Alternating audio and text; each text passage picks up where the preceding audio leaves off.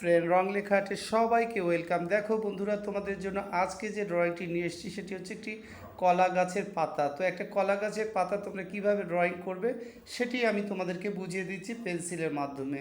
তো তোমরা এইভাবেই কিন্তু ধরে ধরে স্টেপ বাই স্টেপ যে কথাটি বলি সেভাবে তোমরা কলা গাছের পাতা আগে অঙ্কন করবে। তারপরে এখানে দুটো রং তোমরা ইউজ করবে, একটি হচ্ছে লেমন, হালকা লেমন, আর হচ্ছে বাস গ্রিন। সেই দুটো রঙই তোমরা ইউজ করলে কলা গাছের যে কালারটা সেটা অনেক সুন্দর চলে আসবে এবং দেখতেও খুব ভালো লাগবে। দেখো আমি কিন্তু এইভাবে ঘুরিয়ে ঘুরিয়ে কিন্তু রঙগুলো ঘুরিয়ে ঘুরিয়ে দেবে, তাহলে ফিনিশিংও আসবে এবং বাইরে রঙগুলো বেরোবে না এবং অনেক সুন্দর লাগবে। দেখো আমি দুটো রঙই কিন্তু আমি অ্যাড করে দিচ্ছি, ডিপ এবং লাইট।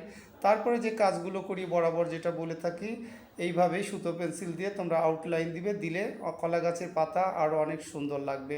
তো আশা করি তোমাদের ভালো লাগবে কলা গাছের পাতা ড্রয়িংটি, আর তোমরা এইভাবে দেখে দেখে প্র্যাকটিস করলে তোমরাও ইজিলিভাবে একটি পাতা অঙ্কন করতে পারবে। তো আজকে এখানেই শেষ করছি, তোমরা সবাই ভালো থেকো। আর রং লেখা আর্টে নতুন নতুন ভিডিও পেতে লাইক কমেন্ট শেয়ার দিয়ে এইভাবে পাশে থেকো, আর সবাই ভালো থেকো।